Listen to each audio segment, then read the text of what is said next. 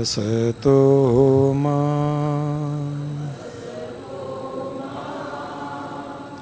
सद्गमय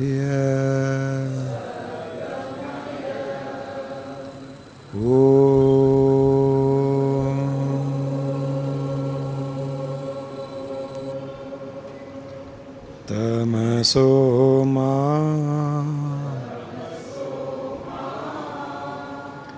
ज्योतिर्गमय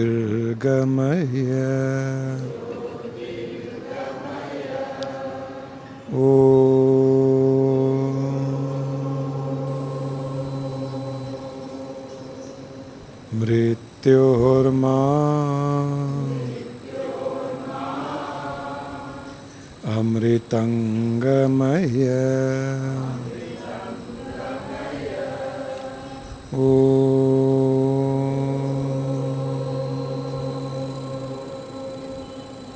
शांति शांति शांति।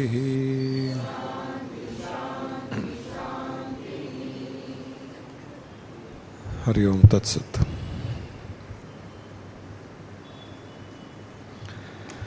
कैसे हैं आप लोग सब? बाहुबली देखी?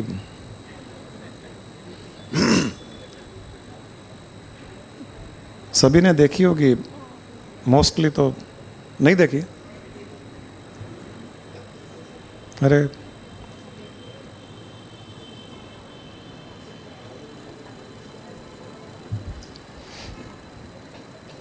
हमने तो हमारे ग्रुप के लिए स्पेशल स्क्रीनिंग कराई थी। पहले पता होता तो आप सबको बुलाते थे।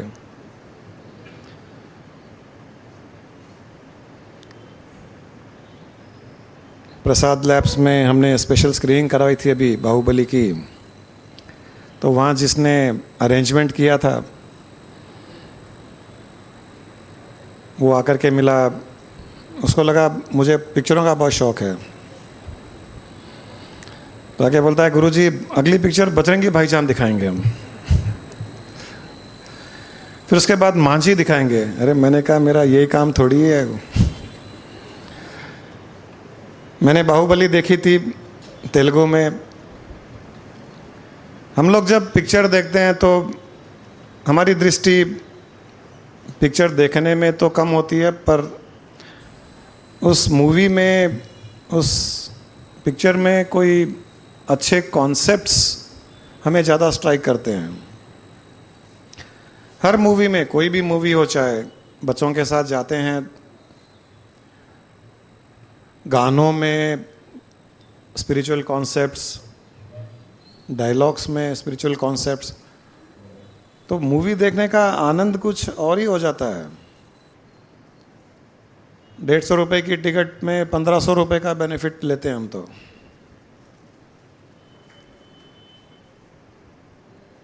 वो मूवी जब हम लोगों ने देखी बाहुबली, तो बहुत से उसमें concepts, spiritual concepts, life lessons, रोज जीवन में उतारने वाली बातें उसमें नज़र आई। जिन्होंने नहीं देखी वो प्लीज़ देखिएगा। मुझे ऐसे कोई प्रोड्यूसर कमीशन तो नहीं देता है, बट फिर भी प्रमोट इसलिए कर रहा हूँ कि उसमें बहुत कुछ सीखने के लिए है। हम जब परमात्मा से अलग हुए थे, आत्माएं जब परमात्मा से अलग होती है, तो परमात्मा तो विशाल है, सर्वव्यापक है, सब जगह है। उससे एक छोटा सा अंश उससे जब परमात्मा से अलग होता है तो वो आत्मा कहलाती है। समुद्र के पानी से एक बूंद हम पानी लेते हैं तो एक बूंद पानी आत्मा है, समुद्र परमात्मा है। इसी प्रकार ये चेतना का समुद्र सारी सृष्टि में व्याप्त होता है। उसमें से जब एक बूंद, एक अंश उससे बाहर निकलता है, वो आत्मा कहलाता है। वो आत्मा मन इंद्रियों के साथ में शरीर धारण करता है। भिन्न भिन्न शरीर, भिन्न भिन्न योनियाँ, चाहे मनुष्य शरीर हो या जानवरों का हो या मक्खी मच्छर का हो, इन शरीर में आने के पश्चात, खासकर मनुष्य योनि में आने के पश्चात, हर बार वो कुछ न कुछ बड़ा करना चाहता है, कुछ बड़ी चीज प्राप्त करना चाहता है, जिसे लोग इच्छाएं कहते हैं। इच्छाएं कभी भी छोटी चीज के लिए नहीं होती है।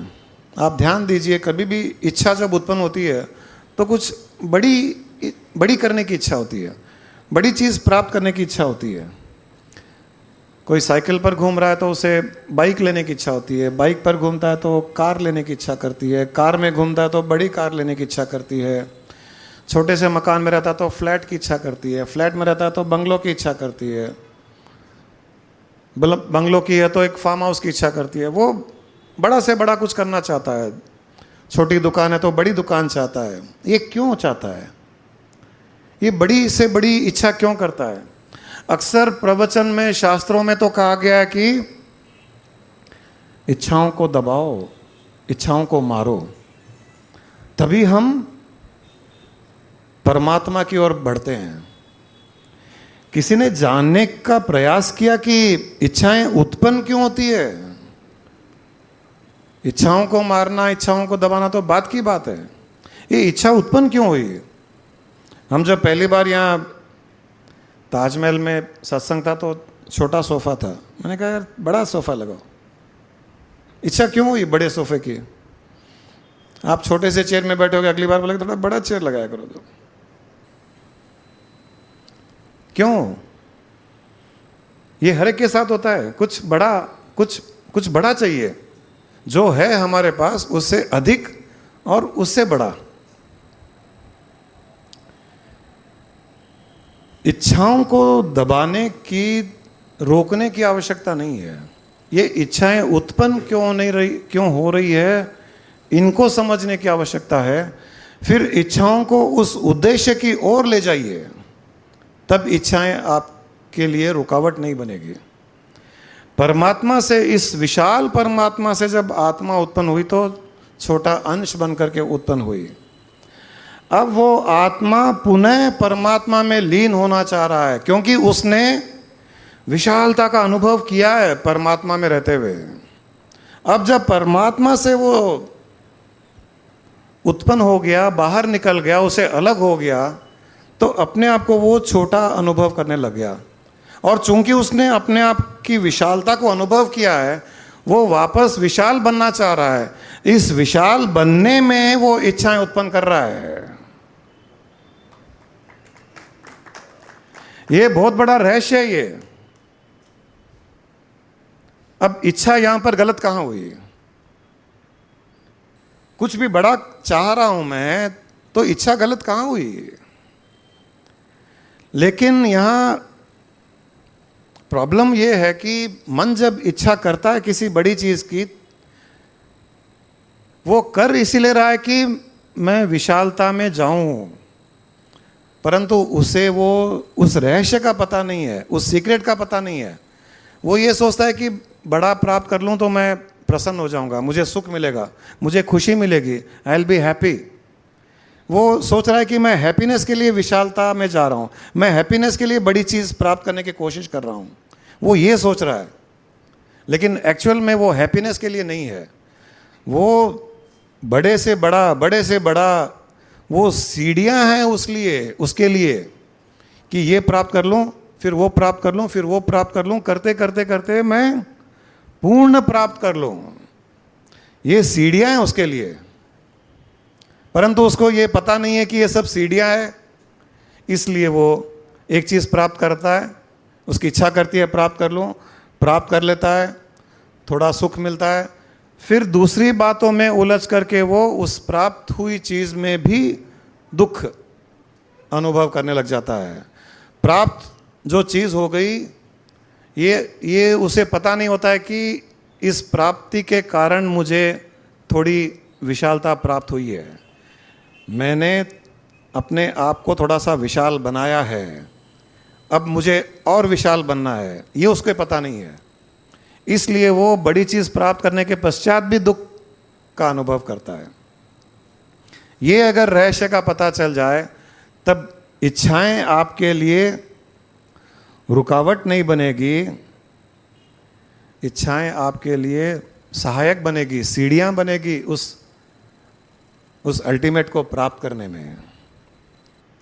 हर इच्छा पूर्ति में अगर ये देखा जाए कि ये उसकी ओर बढ़ा रही है, मुझे इच्छा पूर्ति हो जाए, बहुत खुशी की बात है। इच्छा उत्पन्न हो गई, इच्छा उत्पन्न होने में ही परमात्मा की ओर बढ़ने का ये रास्ता खुला है मेरे लिए, ये सोच करके इच्छा की ओर पुरुषार्थ करना, उसका परिणाम जो भी मिले उसे प्राप्त करना कि ईश्वर की इच्छा यही है कि मैं अभी इतना ही बड़ा बनूं, इतना ही विशाल बनूं, या विशाल अभी नहीं बनूं, जितना हूं उतना ही रहूं।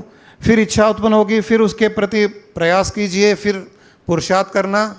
लेकिन हर इच्छा के पीछे, हर पुरुषार्थ के पीछे भाव यही होना चाहिए कि ये वहाँ तक ले जाने की सहायक मेरे लिए सहायक है, ये वहाँ तक ले जाने के लिए ये सीढ़ी है, ये मेरे कोई व्यक्तिगत कोई खुशी के लिए, सुख के लिए इच्छा उत्पन्न नहीं हो रही है, ये मुझे विशाल बनाने में सहायता करने वाली इच्छा है। इस प्रकार जब इच्छा करते हैं तो वो इच्छा बंधन कारक नहीं होती है, मुक्तिदायक होती है। क्योंकि हर क्रिया में, हर इच्छा में ईश्वर का अगर अंश उसमें मिल जाए, ईश्वर का भाव उसमें ऐड हो जाए तो वो मुक्तिदायक होती है। और ये सारा का सारा खेल भावना का होता है। क्योंकि दिमाग बुद्धि उस न तो विशाल परमात्मा के बारे में कुछ सोच सकती है, न उसे प्राप्त करने में उसकी कोई क्षमता होती है। क्षमता भावना में होती है, बुद्धि में नहीं होती है। और हमारे जीवन में ये एक द्वंद्व, ये स्ट्रगल चलता रहता है। इंटेलेक्ट और भावना, बुद्धि और भावना के बीच में बहुत बड़ा युद्ध चलता है। और हम यहीं पर ये बुद्धि और भावना के युद्ध में हम थक हार के कई बार प्रयास छोड़ देते हैं। हमें रास्ता नहीं मिलता है, क्लैरिटी नहीं होती है कि हमें जाना कहाँ है, करना क्या है। भावना एक कह रही है, बुद्धि दूसरी बात कह रही है। आप ध्यान देंगे तो आपको पता चलेगा भावना और बुद्धि में हरदम एक स्ट्रगल चलता है। भावना कुछ प्राप्त करना चाहती है, बुद्धि नहीं, ये सही है, नहीं है, ये अच्छा है, नहीं है, ये करेंगे तो ऐसा हो जाएगा, वो करेंगे तो वैसा हो जाएगा। बाहुबली पिक्चर में भी भावना और बुद्धि के बीच का बहुत बड़ा एक स्ट्रगल दिखाया गया है।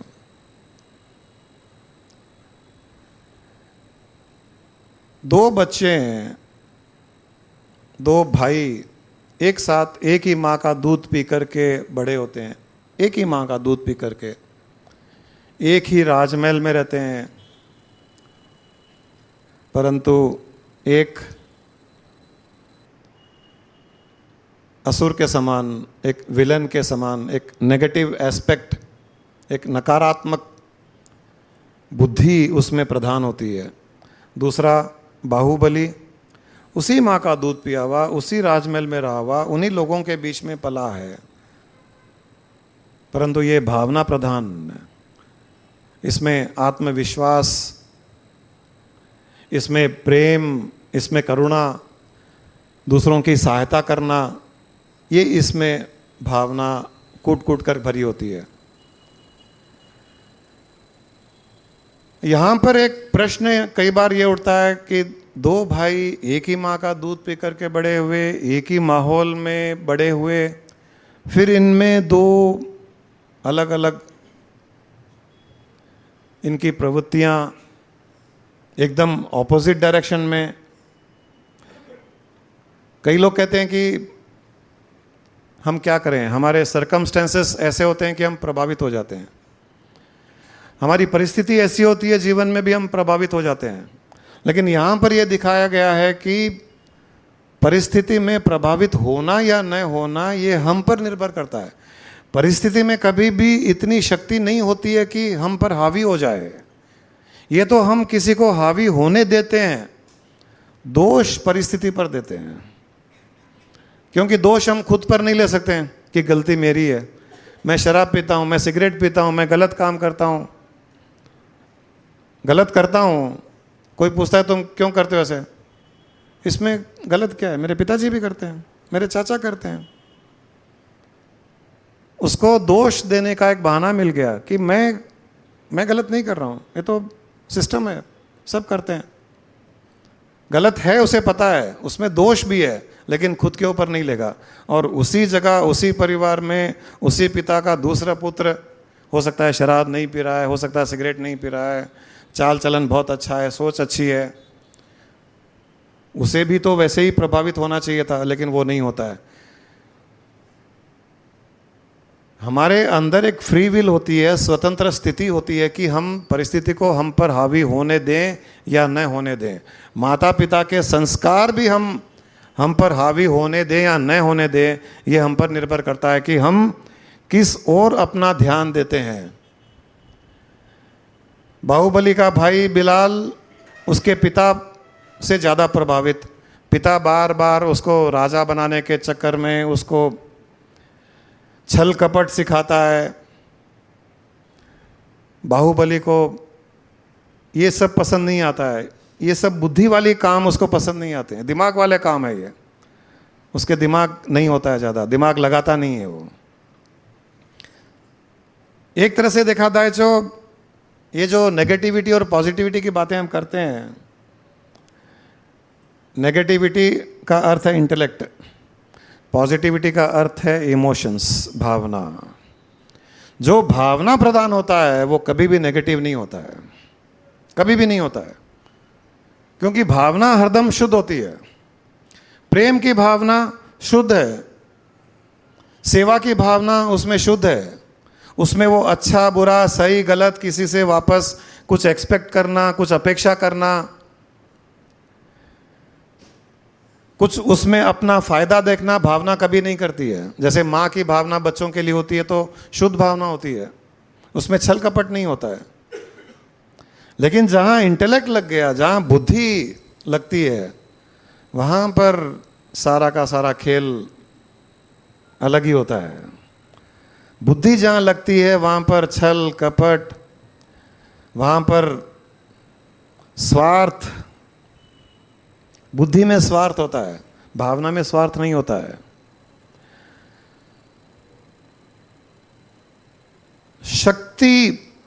शक्तिशाली अपूर्ण शक्ति भावना में होती है, बुद्धि में नहीं होती। लेकिन अक्सर लोग बुद्धि का उपयोग क्यों करते हैं? बुद्धि बहुत जल्दी परिणाम देती है, भावना थोड़ी लेट देती है। जब भावना थोड़ी लेट परिणाम देती है, लोगों के पेशेंस खत्म हो जाते हैं। दिमाग लगाओ, देखो इसने छल कपट किया, इसने कैसे बातें की, देखो इसको बातें किया, सामने वाला कन्विंस हो गया, उसको माल दे दिया, माल खरीद लिया, कुछ कर लिया, प्रॉफिट हो गया। दिखने में दिखता है कि इंटेलेक्ट बहुत शक्तिशाली है,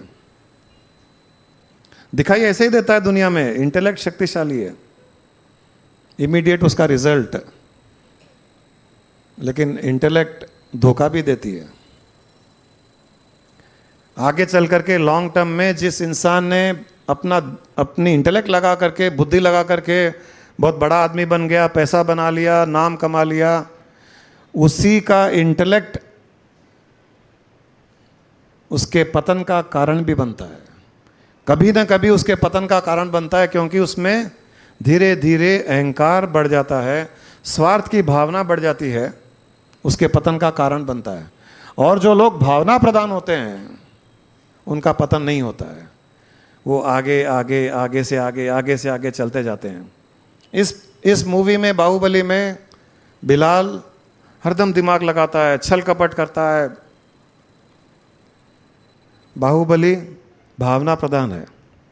उसकी माँ शिवलिंग पर पानी चढ़ाती है, किसी ने कहा 108 बार चढ़ाओ, वो बेचारी दूर झरने पर जाती है, वो झरने से पानी लाती है या शिवलिंग पर चढ़ाती है, तो इसको बड़ी तकलीफ होती है कि इतनी दूर माँ जाए, पानी लेकर के आए, अभिषेक करे, तो शिवलिंग को ही उठा करके ले जाकर के झरने के नीचे रख देता है। बोला माँ अब 24 घंटे अभिषेक होगा, अब तो तेरी सब मनोकामना पूरी होगी। भावना, ये इंटेलेक्ट का काम नहीं है, ये भावना का काम है। इंटेलेक्ट नहीं, 108 बार अभिषेक करना है, हर अभिषेक के बाद में स्नान करना है, ये करना है, वो करना है, ये ठीक है, ये सही है, ये गलत है।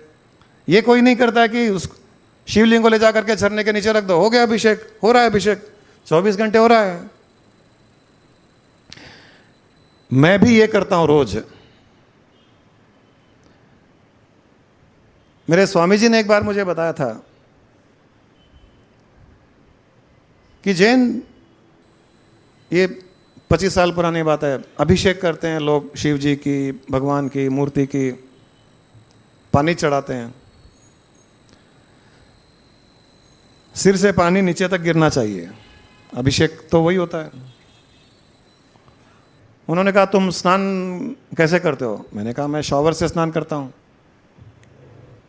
बोले आज के बाद में शॉवर के नीचे जब स्नान करो, ये अनुभव करो ये शिवलिंग है, शॉवर से कोई तुम्हारा अभिषेक कर रहा है।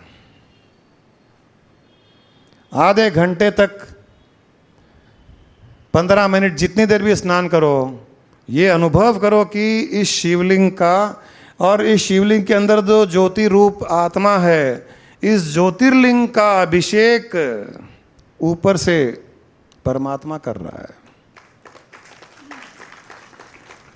स्नान करने का स्नान करना हो गया, अभिषेक का अभिषेक हो गया, भावना की भावना उत्पन्न हो गई, आत्मा से परमात्मा का मिलन हो गया। क्या बाकी रहा अब? और क्या साधना करनी बाकी रह गई? कौन सा मंत्र जाप बाकी रह गया आपका? कौन सा ध्यान बाकी रह गया? कभी सोचा इस भावना के बारे में? और है क्या? और भक्ति है क्या? और ज्ञान है क्या? भावना है क्या? हम जो भी आध्यात्मिक साधना करते हैं केवल इससे उसको मिलाने के लिए ही कर रहे हैं। और मिलाएंगे कैसे? फिजिकली मिलाओगे? फिजिकली तो मिला ही नहीं सकते। मिलोगे तो भावना से ही मिलोगे। ध्यान करोगे तो भावना के द्वारा कर पाओगे, मंत्र जाप करोगे तो भावना के द्वारा कर पाओगे, भक्ति करोगे तो भावना के द्वारा ही उससे मिल पाओगे, पूजा करोगे तो भी भावना के द्वारा ही उसे मिल पाओगे। लोग पूजा करते करते भूल जाते हैं कि हम पूजा कर रहे हैं और उसके साथ में अपना योग अनुभव कर लेते हैं। पूजा का, मंत्र जाप का, माला फेरने का, ध्यान का मकसद, उसका उद्देश्य यही होता है कि भावना के साथ में उससे जुड़ जाओ। और हम हर क्रिया में भावना को जोड़ सकते हैं, बुद्धि से नहीं जुड़ा जा सकता। अभी जो मैंने कहा ये भावना की बात है। शॉवर ले रहा हूं, ऊपर से पानी गिर रहा है, ऐसे मैं तो फील कर रहा हूं कि स्वर्ग में बैठे देवता अभिषेक कर रहे हैं इस ज्योतिर्लिंग का। परमात्मा स्वयं अभिषेक कर रहा है इस ज्योतिर्लिंग का। बरसात आ रही है तो हम दोनों वॉक करते हैं बरसात में, चलो आज परमात्मा अभिषेक करने के लिए तैयार है। जो किस्मत वाले हैं उनका अभिषेक होगा, जिनकी किस्मत खराब है घर में बैठ के खिड़कियां दरवाजे बंद कर लेंगे या छतरी लेके निकलेंगे। अब भगवान भी सिर पेट लेता है। मैंने आज सोचा कि आज चलो सभी का अभिषेक करते हैं। परमात्मा सोचता है कभी कभी चलो आज सभी का अभिषेक करते हैं। जैसे कभी कभी आपके इच्छा होती है कि चलो भंडारा करते हैं, बुलाओ सबको, बुलाओ खाना खिलाते हैं सबको, इच्छा करती है। अब कोई बदकिस्मत वाला वो नहीं आएगा, गाड़ी खराब हो गई, दूसरा काम था, ये था वो था, भंडारा में नहीं आया, इच्छा हो गई नहीं आया। वैसे ही भगवान की इच्छा हो गई चलो भंडारा करते हैं। उसका भंडारा तो यही है कि आपका अभिषेक किया जाए, और वो ऊपर बैठा हुआ मंत्र उच्चारण के साथ में अभिषेक कर रहा है, और हम छतरी खोल करके घर में भाग करके बैठ जाते हैं। ऐसा नहीं है कि 24 घंटे बरसात में भीगना है, लेकिन एक मिनट के लिए, 1 मिनट के लिए बरसात में जाकर के आप एंजॉय कर सकते हो ऐसे हाथ खोल करके कि वाह आज तो परमात्मा अभिषेक कर रहा है, थोड़ा सा भीग लीजिए। मैं इसलिए कह रहा हूं कि ये आपकी साधना बन जाएगी, ये साधना बन जाएगी। भावना के द्वारा उससे कनेक्शन जुड़ जाएगा इस चीज में भी। और ये चीजें तो हमको रोज अवेलेबल है, हर जगह अवेलेबल है। आपको एक स्थान में भगवान को किसी पूजा रूम में रेस्ट्रिक्ट करके, उसको बंद करके, उसकी पूजा कर करके उससे आशीर्वाद प्राप्त करने की आवश्यकता नहीं है। वो तो इतना विशाल है कि वैसे भी वो छोटे से पूजा रूम में समा ही नहीं सकता। वो तो इंटेलेक्ट ने छोटे से पूजा रूम में उसको बंद किया है। भावना कभी छोटे पूजा रूम में बंद नहीं हो सकती है। जितने भी योगी साधु हुए हैं सभी पहाड़ों में गए हैं ध्यान करने के लिए, पूजा रूम में बैठ करके नहीं किया उन्होंने। उनको पता है विशालता में जाने से हम विशालता में लीन हो पाएंगे। शंकराचार्य की एक बहुत बहुत अच्छी पुस्तक है आनंद लहरी, आप किसी ने पढ़ी होगी। शंकराचार्य, आदि शंकराचार्य की आनंद लहरी। क्या उसमें भावनाएं, हर क्रिया में भावना परमात्मा की, ईश्वर की। अगर उस पुस्तक के रहस्य, उस पुस्तक के सीक्रेट भी अगर हमने पकड़ लिए जीवन में, अगले सत्संग तक यहाँ सब ब्रह्मज्ञानी मिलेंगे, एनलाइटेंड हो जाओगे आप मुक्ति को अनुभव कर लोगे। क्योंकि उस पुस्तक में हर क्रिया में, हर एक्शन में, हर क्रिया में, हर कर्म में उसके साथ में अपना एक जुड़ाव, एक योग है। शंकराचार्य कहते हैं कि हे मां, मुझे पता नहीं कि मैं तुझे साष्टांग नमस्कार कैसे करूं, पूरा लंबा लेट करके, हाथ ऐसे करके, पाँव के ऊपर पाँव रख के करूं, या आधे पाँव फोल्ड करके ऐसे करके करूं, या खाली प्रणाम करके करूं, समर्पण कैसे करूं, मुझे पता नहीं है। मुझे पता नहीं है इन चीज़ों के बारे में माँ। मैं देखता हूं कई लोगों को ऐसे लेट करके साष्टांग करते हैं, और मैंने देखा है लेटते हैं, ऐसे करते हैं और 2-4 सेकंड में उठ जाते हैं। तो माँ मुझे लगता है कि 2-4 सेकंड में समर्पण कोई कैसे कर सकता है। माँ मुझे पता नहीं है कि समर्पण कैसे होता है, साष्टांग कैसे होता है। इसलिए हे माँ,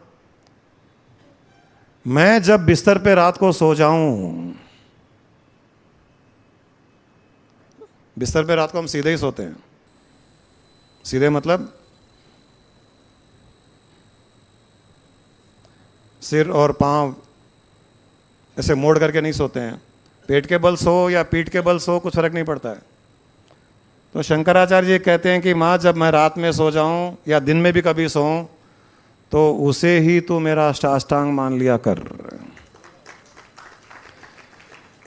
और चूंकि मैं 8 घंटे सोता हूं, तो माँ देख 10 सेकंड का नहीं, 8 घंटे का साष्टांग मानना उसको तो।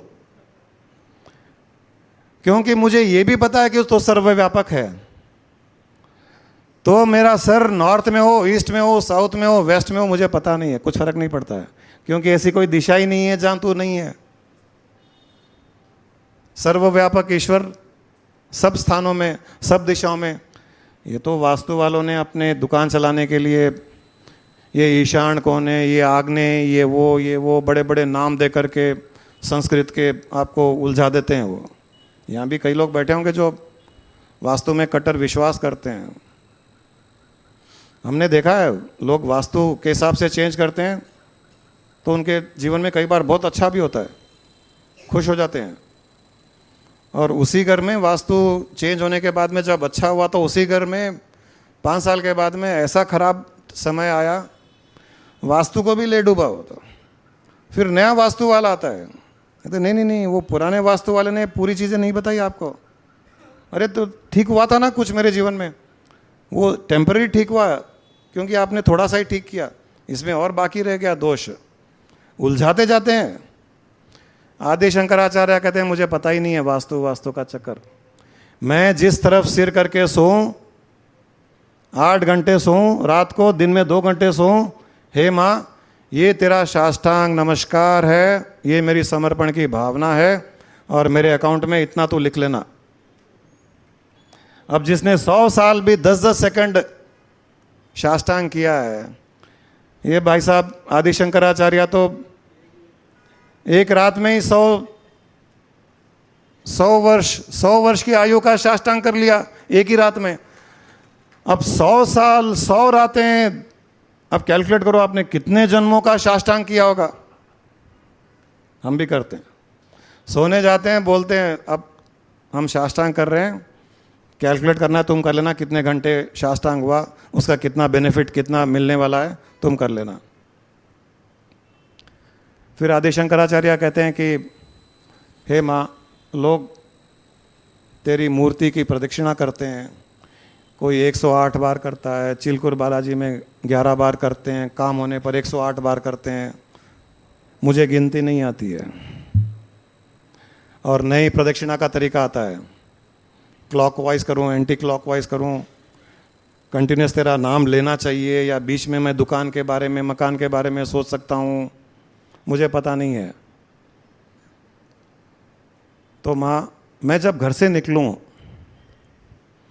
मैं दुकान जाऊं, मकान जाऊं, मिठाई खाऊं, चाट खाऊं, बेगम बाज़ार जाऊं, गोविंद का डोसा खाऊं, रास्ते में आते आते पिक्चर देख लूं, बाहुबली, जो भी करूं मैं, शाम को जब मैं वापस घर आता हूं माँ, तो एक प्रदक्षिणा हो गई। जहाँ से प्रदक्षिणा का अर्थ क्या होता है? जहाँ से आप स्टार्ट करते हो वापस वहीं आ जाओ, एक प्रदक्षिणा हो गई। तो ये बोलता है कि जब मैं घर से निकलूं, मैं जहाँ जाऊं, कहीं भी जाऊं, मुझे पता नहीं है, लेकिन मैं शाम को घर आ जाऊं तो वो तेरी प्रदक्षिणा ही मानी जानी चाहिए।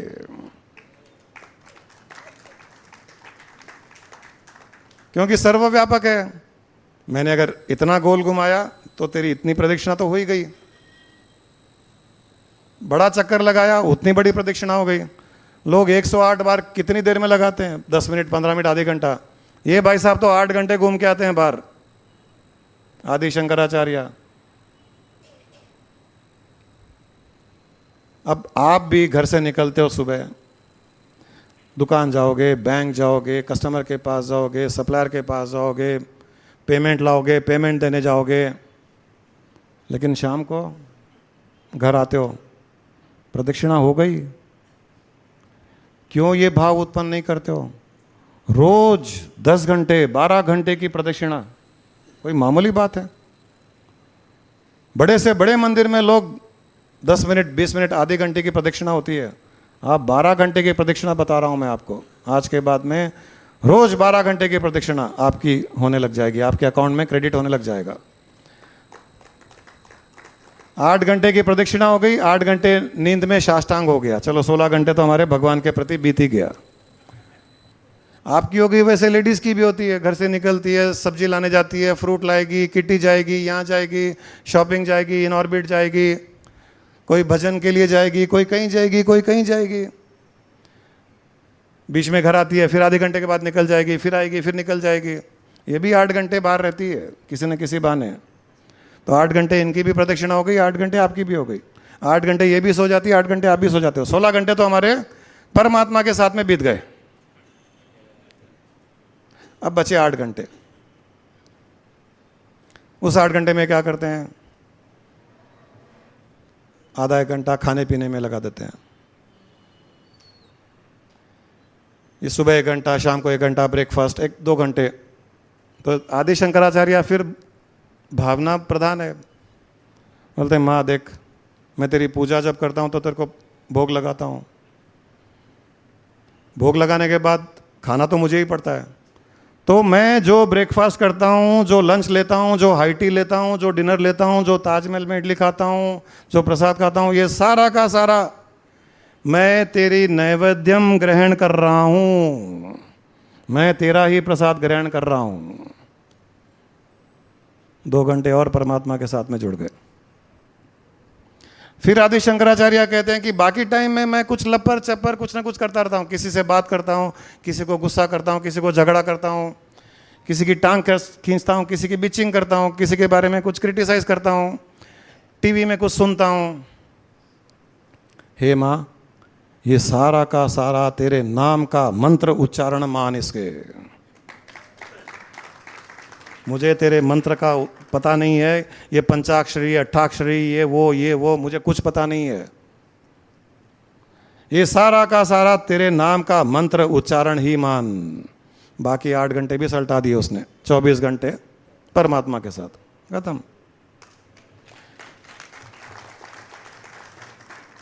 इससे कोई सिंपल साधना हो तो मुझे बताइए।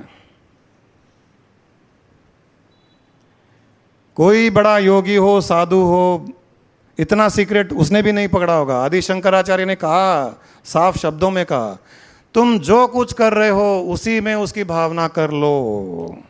घूम रहे हो, प्रदक्षिणा कर लो, खा रहे हो, प्रसाद खा रहे हो, सो रहे हो तो उसका साष्टांग कर रहे हो, स्नान कर रहे हो तो तुम्हारा उसी का अभिषेक कर रहे हो। किसी भी भावना में कुछ भी कर लो। जैसे एक बाप अपने बेटे के साथ में मंदिर गया था, तो रोज बाप भगवान की स्तुति करता था। स्तुति में भगवान की तारीफ की जाती है, थोड़ा मंत्रोच्चारण है, कई बातें की जाती है। छोटा बेटा था, उसको स्तुति उति नहीं आती थी। साथ में जाता था पिता के, तो एक दिन वो बेटा भी कुछ, बाप स्तुति कर रहा था, बेटा कुछ बड़बड़ कर रहा था। तो जब स्तुति खत्म हो गई तो बाप ने पूछा कि बेटे, मैंने तो स्तुति की भगवान की, तूने क्या किया? तुमको तो स्तुति आती नहीं। बोला, पिताजी मुझे तो स्तुति नहीं आती है, तो मैंने क्या किया, पूरी वर्णमाला बांच ली। अ आ इ ई उ ऊ ए ए ऐ ओ अम आ क ख ग घ च छ ज ज य ट ट ड द त त द न प प ब ब य र ल व श श ह। और मैंने भगवान से कहा, इसी में से तू तेरी स्तुति बना ले। पापा मुझे आप ये बताओ, आपने जो स्तुति की इस वर्णमाला के बाहर है क्या? बताइए मुझे। चलिए, आपने जो शब्दों का उपयोग किया, आपने जो भगवान की तारीफ की, आपने जो मंत्र बनाए, आपने जो कुछ भी कहा, मुझे केवल ये बता दीजिए, इस वर्णमाला के बाहर एक भी अक्षर उसमें था क्या? बाप का माथा ठनका। इसकी स्तुति से बड़ी स्तुति वो स्तुति नहीं है जो एक टिपिकल वर्ड्स को लेकर के स्तुति कर रहे हैं, नहीं है। भगवान को कह दिया, तू बना ले तेरी स्तुति, मुझे पता नहीं है। भावना कितनी प्रधान, कितनी इंटेंसिटी, कितनी तीव्रता, कितना उसमें जुड़ाव, एकता, इससे बढ़कर कोई साधना ही नहीं हो सकती आत्मा परमात्मा से मिलने की, या किसी भी प्रकार की भक्ति में, किसी प्रकार की साधना में। इससे बड़ी साधना हो ही नहीं सकती है। मासूमियत की मासूमियत और भावना, भगवान इस भावना को पसंद करते हैं। ये नहीं है कि किताब में से पढ़ करके एक एक अक्षर को उसकी मात्राओं के साथ में संस्कृत के श्लोक के हिसाब से जोर जोर से चैंट करके सबको इंप्रेस करो, ऐसा भगवान नहीं चाहता है। भगवान देखता है उसमें भावना कितनी है। जो बाहुबली की बात की, वो बाहुबली भावना प्रधान है, और उसका भाई छल कपट करता है, बुद्धि लगाता है। इसको बुद्धि लगानी नहीं आती है। युद्ध होता है, लास्ट में पूरे अच्छे अस्त्र शस्त्र उसका भाई ले लेता है। बाहुबली को कुछ नहीं मिलता है। इसको लोग कहते हैं कि देखो तुम्हारे भाई ने सब अच्छे अच्छे बड़े बड़े अस्त्र शस्त्र सब ले लिए, तुमको कुछ नहीं मिला। बोला, नहीं, क्या फर्क पड़ता है, मेरा ही भाई है। बार बार राजा बनने के लिए छल कपट वो बिलाल करता है। बाहुबली चिंता ही नहीं करता है, राजा बनना है नहीं बनना है, उसे कुछ फर्क नहीं पड़ता है। वो अपनी भावना में मस्त, अपनी लाइफ में मस्त, जो करता है बहुत एंजॉय करता है।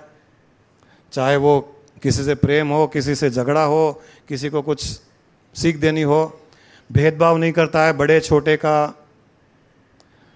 आखिर में वो राजा वो ही बनता है। आखिर में बाहुबली को राजा बनाया जाता है।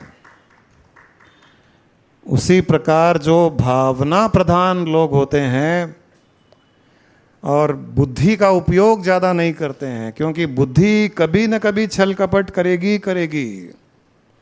जो बुद्धि का उपयोग नहीं करते हैं और हर पल भावना से जुड़े हुए होते हैं। अभी जैसे मैंने कहा उस प्रकार की भावना एक माँ के लिए, एक ईश्वर के लिए, भगवान के लिए, जीवन के अंत में वो राजा बनेगा ही बनेगा। ईश्वर उसको ही राजा बनाएगा, बुद्धि वाले को नहीं बनाएगा।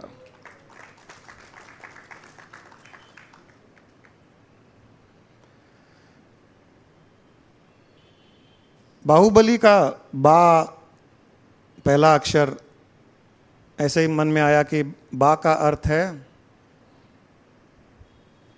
बाहर जो दिखाई देता है वो नहीं, भीतर की सुंदरता पर ध्यान दो। जब भीतर की सुंदरता निखरेगी तो बाहर स्वतः ही सुंदरता प्रकट हो जाएगी। बा से बाहर नहीं, भीतर।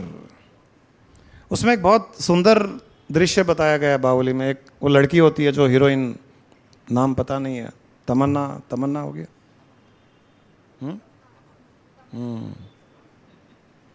पिक्चर बहुत देखते हो। वो ऐसे लोगों के बीच में होती है जहां पर केवल लड़ाई झगड़ा, उसके चेहरे पर क्रूरता, सुंदरता नहीं उसके चेहरे पर, और बहुत इगोइस्टिक, अहंकारी, कभी भी केवल मारना कूटना, वैसे ही वो ट्रेन की गई है। बाहुबली उसके भीतर की सुंदरता को देखता है और उसके पीछे पड़ जाता है। बहुत अच्छी पिक्चराइजेशन है। पीछे पड़ करके वो धीरे धीरे धीरे उसे मिलता है, बात करता है। फिर एक सीन ऐसा आता है कि वो उस हीरोइन की सुंदरता को प्रकट कर देता है और हीरोइन पानी के झरने में अपना रिफ्लेक्शन देखती है, अचंभित हो जाती है कि ये मैं हूँ, मैं इतनी सुंदर हूँ। उसे स्वयं को पता नहीं था कि मैं इतनी सुंदर हूँ। और जैसे ही वो उसको पता चलता है कि मैं इतनी सुंदर हूँ, वहाँ पिक्चर में दिखाया जाता है सीन चेंज। जहाँ पहाड़ थे, जहाँ पर पेड़ थे, कांटे थे, पत्थर थे, वो सब गायब हो जाता है। वहाँ फूल, झरने, पौधे, सुंदर दृश्य, बादल। मैंने जो हम लोगों ने वो स्पेशल स्क्रीनिंग की, वहाँ बीच बीच में थोड़ा सा हम बात भी कर रहे थे। मैंने कहा ये यहाँ सीन जो चेंज दिखा रहा है ये एक्चुअल में चेंज नहीं हुआ है। अब इसकी अंदर की सुंदरता इसे जब दिख गई और ये अपने आप से प्यार करने लग गई कि मैं इतनी सुंदर हूँ, और जिसने इसको सुंदर बनाया, जिसने इसकी सुंदरता को प्रकट किया, उससे भी वो प्यार करने लग गई। क्योंकि जो हमको हमारी सुंदरता दिखाता है हम उससे प्यार तो करेंगे ही करेंगे। तो वो जब अंदर से प्यार उमड़ने लगा तब वो दृश्य इसकी दृष्टि में बदल गया।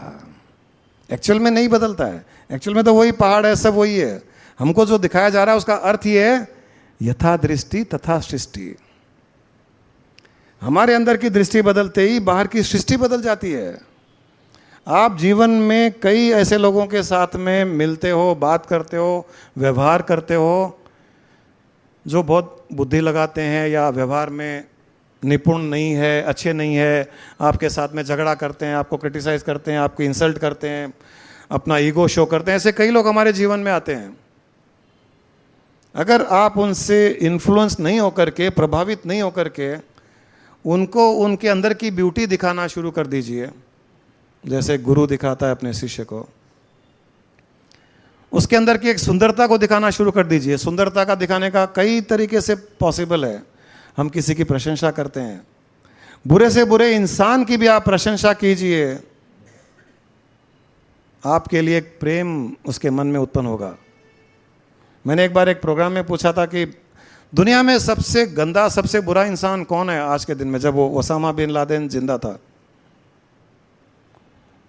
आज जो बहुत वायलेंस, लोगों को मारना करना, ये जो कर रहा है, जो टेररिज्म है, बोले ओसामा बिन लादेन आज सबसे बड़ा खतरनाक। मैंने कहा उसमें कोई अच्छाई? तो सब हंसने लगे, बोले उसमें कहाँ की अच्छाई हो, तो इतना सबसे गंदा इंसान है, उसे तो पकड़ के मार देना चाहिए। मैंने वो कहा वो बात अलग है, लेकिन उसमें कुछ पॉजिटिव एस्पेक्ट हम देख सकते हैं, उसमें कुछ अच्छाई, उसकी कुछ क्वालिटीज़ उसमें देख सकते हैं। कोई कुछ नहीं बोला। तब मैंने कहा कि ओसामा बिन लादेन में विश्वास की शक्ति है, कन्विक्शन पावर है। वो अगर सोच ले कुछ करना है, वो करके रहता है। बोले हाँ वो तो है, उसकी कन्विक्शन पावर तो अमेजिंग है। वो सोच लेता कि करना है तो करता ही है। वो कन्विक्शन पावर या विश्वास जब इतना इंटेंस हो जाता है तो सारा ब्रह्मांड उसकी इच्छा की पूर्ति में लग जाता है। वही उसके साथ भी हो रहा था। तब किसी ने कहा कि उसमें एक और क्वालिटी है, उसकी टाइमिंग, परफेक्ट टाइमिंग है। तब तीसरे ने कहा और एक क्वालिटी है, उसके अंदर की प्लानिंग। क्या प्लानिंग करता है वो? फ्लॉलेस प्लानिंग, कोई कमी नहीं, कोई गलती नहीं प्लानिंग में। वाह क्या प्लानिंग करता है। धीरे धीरे एक एक इंसान एक एक क्वालिटी बताने लग गया ओसामा बिन लादेन में। क्या मोटिवेटर है वो, क्या मोटिवेट करता है। ये सब क्वालिटी उसने गलत काम के लिए उपयोग किया, वो अलग बात है। हम यहाँ वो बात नहीं कर रहे हैं। हम ये नहीं करेंगे ओसामा बिन लादेन अच्छा इंसान है। हम एक बुरे इंसान में अच्छी क्वालिटीज़ ढूंढने की कोशिश कर रहे हैं। और मैं कह रहा हूं कि जब ओसामा बिन लादेन में या रावण में या कंस में भी आप अगर अच्छी क्वालिटीज़ देख सकते हो, तो आप हर इंसान में अच्छी क्वालिटीज़ देख सकते हो। कितने से बुरा इंसान भी हमारे सामने आ जाए, अगर आपकी दृष्टि अच्छाई देखने की है तो आपको दिखेगी। और जब अच्छाई दिखेगी और उसे कहोगे यार आप में ये चीज़ तो बड़ी अच्छी है, ये चीज़ कमाल की है। मैं जब बिजनेस में था तो मैं बहुत फेमस था। मैं ऐसे ऐसे लोगों से मेरी दोस्ती होती थी जिससे कोई दोस्ती नहीं करना चाहता था। ऐसे ऐसे ईगोइस्टिक लोगों से मैं इतना कंफर्टेबल रहता था कि सब कहते थे आप कैसे उसको सहन करते हो। मैंने कहा मैं तो सहन ही नहीं करता हूँ, उसको तो एंजॉय करता हूँ मैं। सहन तो वहाँ होता है जहाँ आपकी इच्छा नहीं हो और ज़बरदस्ती आपको वहाँ रहना पड़े। सहन तो वहाँ किया जाता है ना। आपको सत्संग में आने की इच्छा नहीं है, माँ बाप ने भेज दिया, पति ने भेज दिया, पत्नी ने भेज दिया, जाइए सत्संग में जाइए, कुछ सुन के आइए, अच्छी बात है। पत्नी किटी में जाएगी, आपको भेज देगी, सत्संग में जाया करो। और कुछ पति है जो पत्नियों को भेजते हैं ज़बरदस्ती, सत्संग में जाया करो रमेश जी के, वहाँ अच्छी बातें होती है। खुद और कहीं बैठा होगा। अब आ तो गए पति पत्नी के बोलने के कारण, अब इंटरेस्ट नहीं आ रहा है, क्या आत्मा परमात्मा की बातें, ये बातें वो बातें कर रहे हैं। तब कहा जाएगा कि आप मुझे 2 घंटे सहन कर रहे हो। लेकिन जो एंजॉय कर रहा है यहाँ सत्संग को, जिसके चेहरे पर खुशी दिख रही है, ग्लो है, उसकी आंखें चमक रही है, हर बात पर एक मुस्कुराहट है, जो एंजॉय कर रहा है, उसको थोड़ी बोला जाता है कि सहन कर रहे हैं। वो सहन नहीं कर रहा है, वो उसको एंजॉय कर रहा है। मैं सत्संगियों को भोग रहा हूं, सत्संगियां मुझे भोग रहे हैं, दोनों एक दूसरे को भोग रहे हैं। मैं सोचता हूं मैं 100 लोगों को भोग रहा हूं, 100 लोग मुझे भोग रहे हैं। ये एंजॉयमेंट है। तो ये जो पेशेंस जो लोग कहते हैं वो वहां पर है जहां पर एक स्ट्रगल है। जब आप किसी भी चीज को एंजॉय करोगे तो वहां पर पेशेंस शब्द ही नहीं आता है। बाहुबली में भी कुछ ऐसे सीन दिखाए गए हैं जहां पर वो पहाड़ चढ़ता है, बहुत बड़ा पहाड़ चढ़ता है, और उसके दोस्त होते हैं। वो हर बार वो कहीं ना कहीं जाता है, बीच में चढ़ता है, फिर जंप करता है दूसरे पहाड़ में, वहाँ से दूसरे पहाड़ पे जंप करता है, नीचे गिर जाता है। हर बार उसके दोस्त समझते हैं ये फिर चढ़ रहा है, ये फिर गिरेगा। दूसरा पूछता है कितने बार गिरा, ये कम से कम 125 बार गिरा है। बाहुबली को पूछो तो बोलता है मुझे पता ही नहीं है मैं कब गिरा था क्या। क्योंकि गिरता वो है जिसको एक चढ़ने की और उस परिणाम को प्राप्त करने की पकड़ हो। वो कहता है पकड़ ही नहीं है, मैं तो एंजॉय कर रहा हूं, मैं तो मजे ले रहा हूं पहाड़ों के। ऊपर से 100 फीट से नीचे गिरा, अगली बार 500 फीट से नीचे गिरा, मैंने तो उसको भी एंजॉय किया।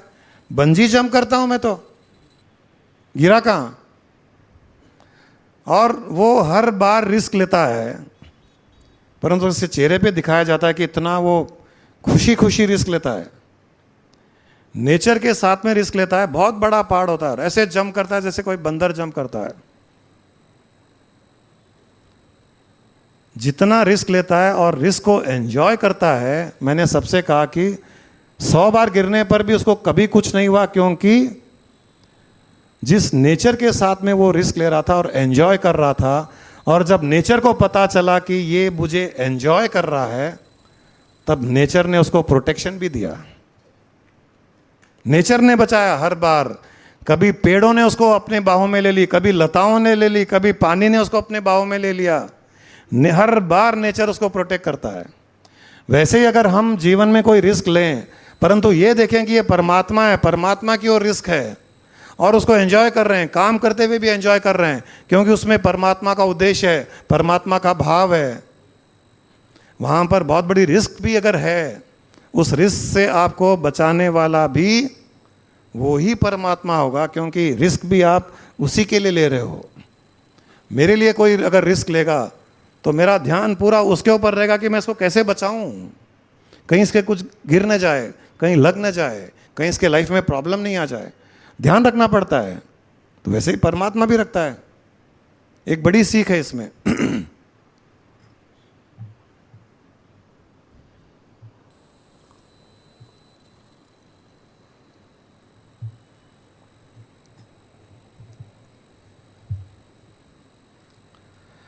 हम जब किसी के समर्पित हो जाते हैं, तब जिसके समर्पित होते हैं वो पग पग पर, हर मोड़ पर, प्रत्यक्ष या अप्रत्यक्ष, जानने में या अनजाने में हमारी सुरक्षा करता है। ये एस्पेक्ट भी इस पिक्चर में बहुत अच्छी तरह दिखाया गया है। कभी हीरोइन को कोई पकड़ लेता है, कोई सैनिक आते हैं, कहाँ से वो बाहुबली आता है, कहाँ बचाता है, गिरने से बचाता है, पहाड़ों से पूरा बर्फ पिघल करके गिरता है, वहाँ कैसे बचाता है, हर बार हर जगह ये बचाता जाता है। हम भी जब ईश्वर के समर्पित हो जाते हैं या किसी गुरु के समर्पित हो जाते हैं, समर्पित होते ही हमारी सारी लाइफ, सारा जीवन, उसकी जिम्मेदारी, उसकी रिस्पॉन्सिबिलिटी समर्पण के साथ ट्रांसफ़र हो जाती है। तो आजकल बैंक में एक बटन में एक अकाउंट से दूसरे अकाउंट में ट्रांसफ़र हो जाता है पैसा। क्या FCNR क्या बोलते हैं उसे? हाँ, RTGS। देखा, ये टर्म्स पता है। यहाँ ये स्पिरिचुअल RTGS है। वो पहले चेक लिखते थे, बैंक में डिपॉजिट करते थे, 5 दिन के बाद में इंफॉर्मेशन आती थी, पास हो गया, रिटर्न हो गया, RBI का एक लंबा नोट। आजकल वो नहीं है, यहाँ बटन दबाया, RTGS ट्रांसफ़र। ये समर्पण भावना, RTGS ट्रांसफ़र होता है समर्पण में। अगर शुद्ध भावना से समर्पण किया, ट्रांसफ़र, फिर जीवन की जिम्मेदारी, आपकी रक्षा की जिम्मेदारी, आपका प्रोटेक्शन, कहाँ कहाँ कैसे कैसे बचाया जाए, सारा का सारा उसके सिर पर चला जाता है। हम फ्री हो जाते हैं। लास्ट सीन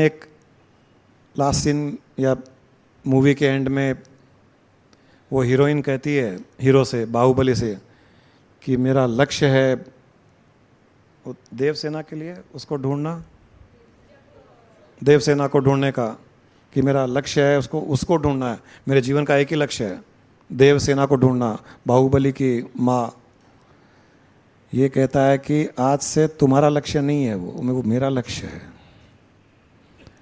समर्पण में यही होता है। आप जब भगवान के समर्पित हो जाते हो, गुरु के समर्पित हो जाते हो, आपके जीवन का लक्ष्य उसका लक्ष्य बन जाता है। वो लक्ष्य लेकर के चलता है। और एक समर्थ गुरु में, एक ईश्वर में, भगवान में तो वो सारी क्षमताएं, कैपेबिलिटीज है कि वो लक्ष्य को ऐसे प्राप्त कर ले। हमारे में नहीं है, उनमें है। उनमें साधना की शक्ति है, उनमें सृष्टि को रचना की शक्ति है, वो उनके लिए तो कोई भी लक्ष्य ऐसे है जो इस हीरोइन ने 20 साल 25 साल 30 साल में नहीं किया, इस बाहुबली ने उसके लक्ष्य को अपना लक्ष्य बनाते ही 5 मिनट में वो पहुंच जाता है देवसेना के पास में। जो कोई स्ट्रगल कर रहा था अपने लक्ष्य की प्राप्ति के लिए, दूसरे ने उसे अपना लक्ष्य बनाते ही वो लक्ष्य पूरा हो जाता है। यही समर्पण में होता है, यही गुरु के साथ समर्पण में होता है, ईश्वर के साथ समर्पण में होता है। आपके लिए आपका लक्ष्य बहुत बड़ा लक्ष्य हो सकता है, उसे प्राप्त करने में बड़ा स्ट्रगल है। बिजनेस को एक्सपेंड करना है, या साधना करनी है, या आध्यात्मिक मार्ग में मोक्ष मुक्ति पानी है, एनलाइटनमेंट पाना है, आपके लिए बहुत बड़ा हो सकता है।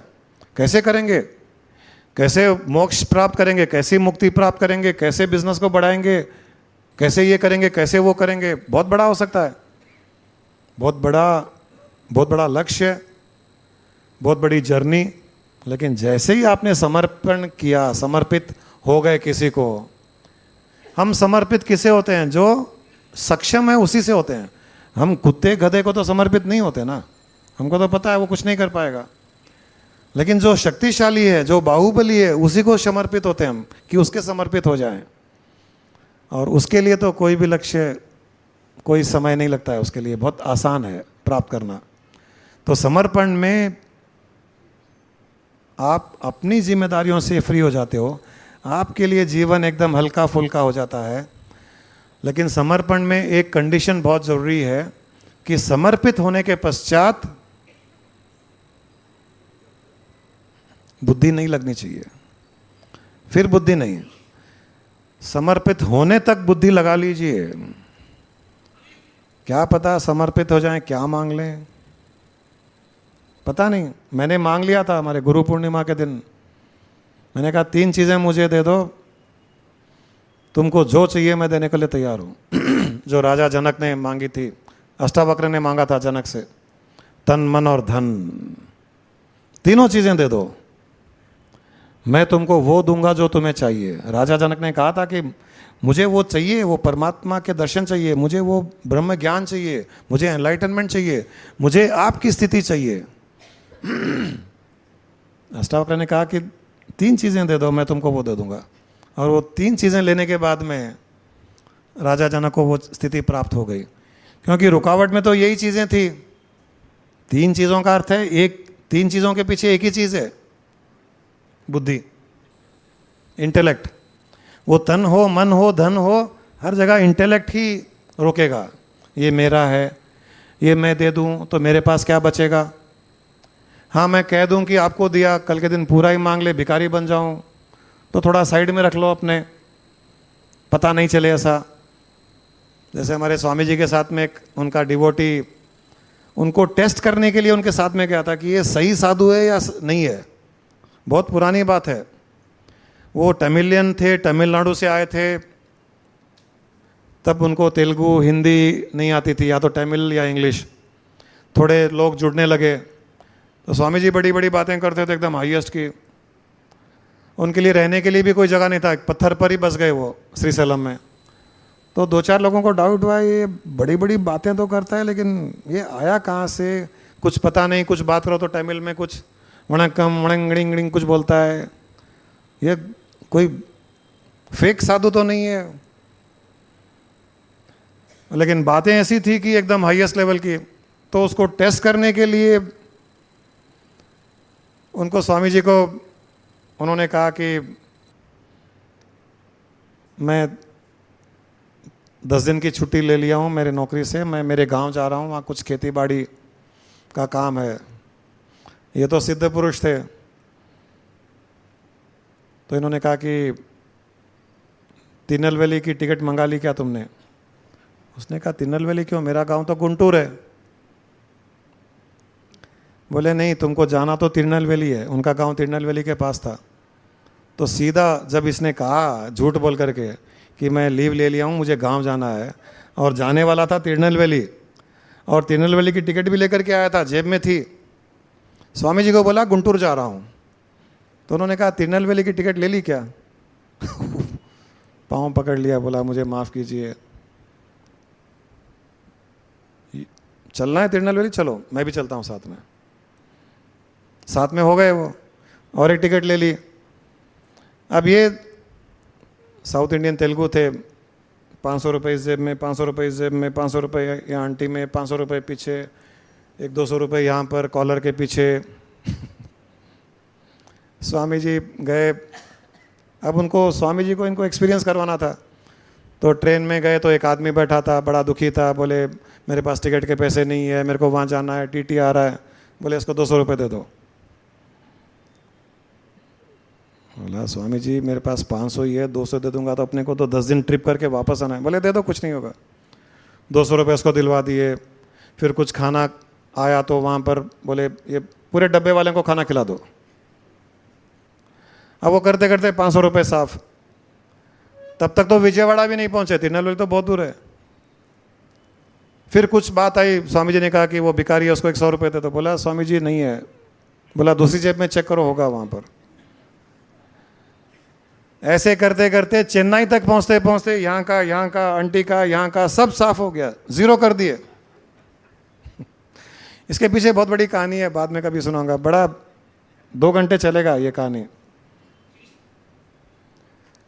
पूरा भिखारी कर दिया उसको, तन मन और धन। धन तो ले लिया पहले, बाद में तन की भी हालत बहुत बुरी की। फिर जाके मन सरेंडर हुआ, जब विश्वास हुआ तो कि हाँ सही। और जब तीनों सरेंडर हुए तब उसको अनुभव हुए, आध्यात्मिक अनुभव हुए, भयंकर अनुभव हो गए उसको। तो ये जो सरेंडर की बात होती है, ये बुद्धि से होने की चीज़ नहीं है, ये भावना से होने की चीज़ है।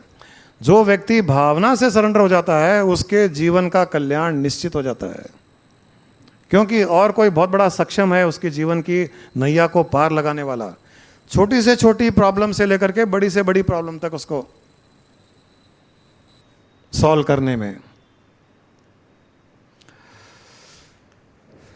आपको भी पिक्चर की बातें ज़्यादा सुनाऊंगा तो आपका भी मेरा इमेज चेंज हो जाएगा। ये ज़्यादा पिक्चरें बहुत देखते हैं। पिक्चर का एक गाना भी अभी कुछ सुने थे हम लोग, उसमें खैर गाना पूरा सुने या नहीं सुने, बट क्या था उसमें कि जीना मैंने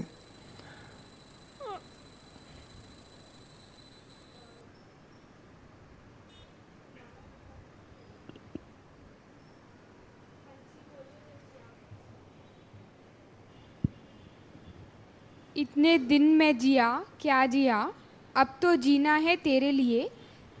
ये स्थिति आती है, ये स्थिति भयंकर स्थिति आती है।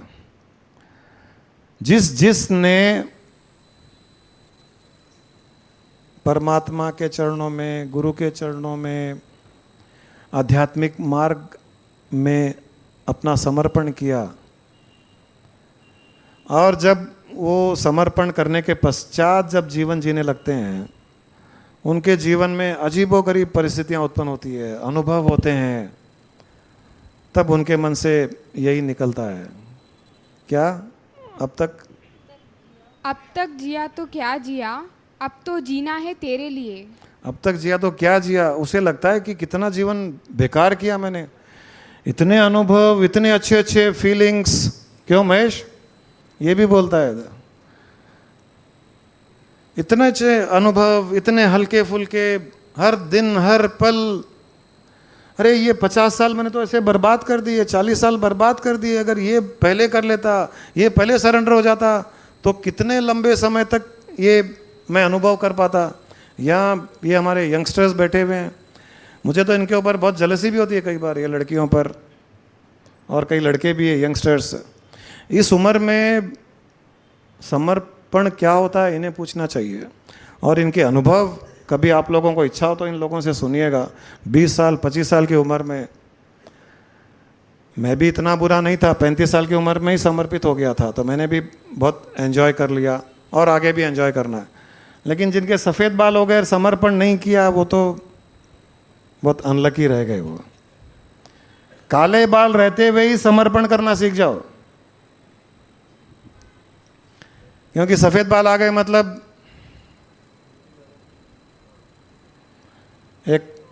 एक आदमी भगवान का भक्त था, तो उसने भगवान से कहा, देखो भगवान, मैं आपकी भक्ति पूजा पाठ करता हूँ रोज़, भगवान ने एक बार दर्शन दिए तो पूछे तुम इतने भक्ति भाव करते हो तो वरदान मांगो, क्या चाहिए? उसने कहा एक वरदान दीजिए कि जब मेरी मृत्यु आए तो मुझे आप मैसेज दे देना कि मृत्यु आने वाली है, तो क्या है मृत्यु के समय मैं आपका नाम ले सकूं। दिमाग वाला था। भागवत में कहा गया है, प्रवचनों में कहा गया है, मरने के समय भगवान का नाम आने से हम भगवान को प्राप्त होते हैं। तो इसने कहा कि एक ही वरदान दे दो कि आप मुझे मैसेज भेज देना कि मेरी मृत्यु आने वाली है। भगवान ने कहा तथास्तु। भगवान को क्या प्रॉब्लम है? कुछ दिनों के बाद में मर गया बेचारा, कोई मैसेज नहीं आया। कुछ सालों के बाद में मर गया। भगवान का भक्त था तो भगवान के दर्शन हुए मरने के बाद में। भगवान को देखते ही गुस्सा होने लग गया, ये क्या, आपने मुझे वरदान दिया और मैंने तो सुन रखा था कि एक बार भगवान वरदान देते हैं तो वो तो होता ही होता है, आपने मैसेज ही नहीं दिया आज तक। आपने वरदान दिया था, भरोसा दिया था, कमिटमेंट दिया था कि मुझे मैसेज देंगे। भगवान ने कहा मैंने दिया था मैसेज। बोले भगवान झूठ भी बोलने लग गए। मैं कह रहा हूं मुझे मैसेज नहीं मिला, आप कह रहे हो मैसेज दिया। कोई एसएमएस भेजा था क्या कि बीच में मैसेज अनडिलीवर्ड कुछ हो गया? ये तो भगवान के साथ में नहीं होना चाहिए। बोले नहीं, मैंने एक नहीं 4 मैसेज दिए थे। बोले आपसे जितना झूठा तो मैंने दुनिया में रहते हुए दुनियादारी के लोगों को मैं नहीं देखा। मैं तो सोचता था भगवान मतलब ऐसे वैसे, इतने बड़े झूठे। बोले नहीं, मैं सच कह रहा हूं। बोले कब दिया था? बोले सबसे पहला मैसेज था जब तुम्हारे बाल सफेद होने लगे थे, तो मेरा एक मैसेज था कि अब समय आ रहा है, संभल जाओ, सुधर जाओ। तुमने ध्यान दिया? बोले ओ, ये तो मैंने ध्यान ही नहीं दिया। अब सब लोग घर जाकर के ढूंढना, एक बाल भी सफेद आ गया मतलब मैसेज डिलीवर्ड, व्हाट्सएप पर मैसेज आ गया। अब सबको डर लगेगा मिरर में देखने के लिए, कहीं दिख गया तो मुश्किल। आजकल तो यंगस्टर्स में भी दिखते हैं। तो सबसे पहला मैसेज मैं आपको दे रहा हूं आज, भगवान का मैसेज आपको सुना रहा हूं। भगवान ने कहा सफेद बाल आ गए थे, पूरे आ गए तुम्हारे तो। लेकिन मेरे बाल साधना के बाद सफ़ेद हुए, आप लोगों की जिम्मेदारियां उठाते उठाते सफ़ेद हुई। क्योंकि मैं तो 33-34 साल की उम्र में ही मैं उसकी ओर बढ़ गया था। काले बाल थे, मेरी फ़ोटो देखोगे तो एकदम स्मार्ट हीरो के जैसे। कई लोग बोलते थे बॉलीवुड में काम करेंगे। मेरा बचपन का नाम था अमिताभ बच्चन। हेयर स्टाइल भी ऐसे ही अमिताभ के जैसे, पहनना करना, जूते कड़क, एकदम टिप टॉप फिट। पर्सनालिटी भी ऐसी थी, आज भी बुरी नहीं है बट उस टाइम और अच्छी थी। तो मैं काले थे तभी से ही भगवान की ओर बढ़ गया। यहाँ तो कई सफ़ेद बाल वाले हैं, ध्यान रखिएगा। तो भगवान ने कहा पहला मैसेज सफ़ेद बाल। बोले अच्छा ठीक है। दूसरा मैसेज? बोले तुम्हारे दांत गिरने लगे थे ना, दूसरा मैसेज था। एक दांत गिरा, दूसरा गिरा, धीरे धीरे पूरी 32 ही गिर गई। तुमने ध्यान दिया? बोला मैंने तो ध्यान ही नहीं दिया, समझ में नहीं आया था मुझे। वो दूसरा मैसेज था। किसी के दांत गिरे हैं? कईयों के गिरे हैं। वो गिरने के बाद नकली लगाने से उसको नहीं माना जाता है। कोई लोग सोने के लगा लेते हैं तो उसका मतलब थोड़ी है कि छुपा लिया हमने, दांत गिरे नहीं मेरे। नहीं, भगवान देखो एक भी नहीं गिरा अभी तक। दूसरा मैसेज भगवान का। तीसरा मैसेज मैंने कहा तुम्हारी नज़र जब कमज़ोर पड़ने लगी, मेरा तीसरा मैसेज था कि टाइम आ रहा है। टाइम आ रहा मतलब ये नहीं है चश्मा लगाते अगले दिन मर जाएंगे, वो ऐसा नहीं। लेकिन अब टाइम आ रहा है, टाइम बदल रहा है। तीसरा मैसेज तुम्हारी आंखें धुंधली होने लग गई थी। बोले हाँ। बोले चौथा? जब सुनाई कम देने लगा था तुम्हें। लास्ट में ये होता है, जब 80-90 साल के हो जाते तो कुछ सुनाई नहीं देता है। बोले 4 मैसेज भेजे थे, तुमने ध्यान दिया? नहीं दिया। तुमने क्या किया? बाल सफ़ेद हो गए, डाई कर लिया। तुमने सोचा मेरे तो काले ही है। दांत गिर रहे, नकली लगा लिया, सोने के लगा लिया। आंखें कमज़ोर हो गई, चश्मा लगा लिया। सुननाई कम देने लग गया, हियरिंग एड लगा लिए। तुमने सोचा कि कोई प्रॉब्लम नहीं है। अरे ऐसा थोड़ी होता है। ओरिजिनली जो मेरा मैसेज था वो मैसेज यही है। तो अगली बार से ध्यान रखना, ये 4 मैसेजेस भगवान के हैं। वो हमें कुछ कहना चाह रहा है। अरे मरोगे नहीं उस दिन, लेकिन वो कह रहा है कि थोड़ा टाइम मुझे भी दे दो। बाल सफ़ेद हो रहे हैं, दांत गिर रहे हैं, सुनाई कम दे रहा है, दिखाई कम दे रहा है। अब तो संसार से हट करके दृष्टि थोड़ी मेरी ओर बढ़ाओ। अब शंकराचार्य ने हमको बहुत अच्छा ऑप्शन दे दिया, इसमें कोई प्रॉब्लम नहीं है। चश्मा लगा लो, हियरिंग एड लगा लो, नकली दांत लगा लो, बाल डाई कर लो, आदि शंकराचार्य की भावना में मस्त हो जाओ। लेटा हूँ तो भगवान तेरा साष्टांग नमस्कार, घूम रहा हूँ तो तेरी प्रदक्षिणा, लप्पर चप्पर बिचिंग कर रहा हूँ, टीवी में कुछ डायलॉग सुन रहा हूँ, एकता कपूर का सीरियल देख रहा हूँ, क्योंकि जो भी सुन रहा हूँ, जो भी मैं कह रहा हूँ, वो आदि शंकराचार्य कहते थे, जब मैं एकता कपूर के सीरियल भी देख रहा हूँ तो भी मैं ऐसा भाव करता हूँ कि मैं तेरा गुणगान सुन रहा हूँ, क्योंकि वर्णमाला तो वही है, अक्षर तो सब वही है, उसी से शब्द बने हुए हैं। एक शब्द आगे पीछे करने से कुछ फर्क नहीं पड़ता है। मेरा भाव तो यही है। मैं कोई बुरा डायलॉग सुनूं, किसी की बिचिंग सुनूं, मेरे लिए तो भाव यही है कि मैं तेरा गुणगान सुन रहा हूँ। खा रहा हूँ तो मैं प्रसाद खा रहा हूँ, घूम रहा हूँ तो प्रदक्षिणा है। तो ये चारों मैसेज आने के बाद हम ये भावना कर सकते हैं। तो यहाँ संसार से आपको अलग भी नहीं होना पड़ेगा, संसार को छोड़ना भी नहीं पड़ेगा। किसी चाट की बंडी में जाकर के खाना की पानी पूरी इच्छा हो गई, खाना नहीं है, भगवान ने क्या कहा था, दांत गिरने पर मेरा ध्यान करो, नकली दांत लगा करके पानी पूरी चाट खा सकते हैं, कोई इशू नहीं है। भावना बदल दो। पहले चाट खाने के लिए खा रहे थे, अब प्रसाद के रूप में खाना खाइए। भावना बदल गई। जो करो उसमें उसकी भावना, जो करो उसमें उसकी भावना। आप करके देखिए, स्नान करने के टाइम में उसकी भावना, शॉवर ले रहे हो तो उसकी भावना, साबुन लगा रहे हो तो उसकी भावना। धीरे धीरे हमारी साधना अगर भावना प्रदान होती चली जाएगी, आप रोज डेली बेसिस पर हर पल हर क्रिया में उसकी ओर बढ़ते जाओगे। जैसे जैसे उसकी ओर बढ़ते जाओगे वैसे वैसे आपके जीवन के दुख कम होते चले जाएंगे, क्योंकि जीवन की जिम्मेदारी वो लेता चला जाएगा।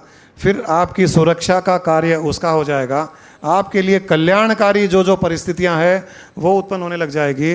आपके जीवन में जो कोई आपको सुख दे सकता है वो जीवन में आने लग जाएगा, जो दुख देता है वो जीवन से दूर चला जाएगा या उसके मन में परिवर्तन होता चला जाएगा। इस प्रकार से एक ऑटो फंक्शनिंग होने लग जाएगी। आपको तो खाली अपना प्लग उस सॉकेट में लगाना है बस, उसके बाद में वहाँ से ऑटोमेटिकली जो जो आपके लिए अच्छा है वो होता चला जाएगा। इस प्लग को 24 घंटे सॉकेट में रखिए, सिंपलेस्ट तरीका।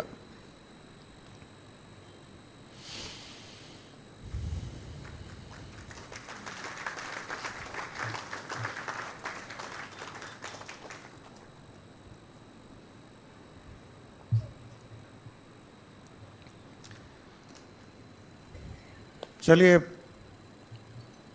मेरा प्रवचन तो समाप्त यहाँ करते हैं। अगर आप लोगों को किसी को कोई कुछ बात करनी हो, कोई एक्सपीरियंस शेयर करना हो मूवी के ही बारे में या और किसी चीज़ के बारे में, तो थोड़ी देर कर सकते हैं।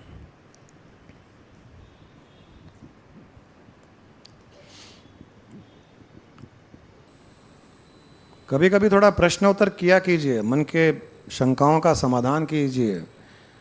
मन की शंकाओं का समाधान जैसे जैसे होता जाएगा और जब पूर्ण समाधान हो जाएगा तो आपकी समाधि लग जाएगी। समाधान को ही समाधि कहा जाता है। जब तक मन में शंकाएं होगी तब तक समाधि नहीं लगेगी। Sir, your last words were keep the plug in the socket. To hear, it may be quite easy to understand, but practicality, how do we implement this in our daily life? This is what I explained in the whole discourse, that in every action, in every situation, in every being, in every person, good or bad, right or wrong, loss or profit, perceive Him. Perceive Him. It is He who is doing this. It is He who has created this. Even if somebody scolds you, slaps you, dupes you, creates losses for you or gains, whatever it is, just from your inner vision know that it is His act. It is He who is doing this, all this. It is He who is playing with all this. That is how you remain connected. And I told you, if you try to remain connected with the intellect, it would be impossible. What you asked is the intellectual question. But it is possible through your emotions, through bhavana. It is possible. So if you remain established in that bhava of that Paramatma, in form and in formless, in the seen and the unseen, He exists. It is He who has created everything. It is He who has become the beings. It is He who has taken all the various forms. And it is He whose act we are witnessing. Then you can always remain connected effortlessly with Him. Because there is no entity other than Him. Now tell me, does any entity exist other than the Supreme Divine Being? Does it exist anywhere? It doesn't. But by virtue of intellect, you see some people very negative, some people very positive, some people violent, some people very loving. So intellect gets confused. But that happens in a play also. You go and see in Ravindra Bharati some play. In the play you'll find there's a villain, there's a hero, there's a negative person, there's a positive person, there's a play. So here you know that there's a play you are watching. Here you are part of the play. And you are not witnessing. That's your problem. In Ravindra Bharati you are sitting and witnessing a play. You know you are witnessing. There's a play going on. Here you have been made part and parcel of the play. You are one of the character of the play. God has told you, this is your act. You act like this. This is your script for the whole life. We forgot that God has made me a character. God has given me the script. I have to talk, I have to behave like the script. The other person also has the script. The other person also is behaving according to the script. We forgot this. And we got engrossed, entangled in the play. And considered the play as reality. That is where the bondage is created. We got stuck. This vision, if you change, everything will change. This perception you have to change, that's all. Through this perception, your plug will get connected to the socket throughout.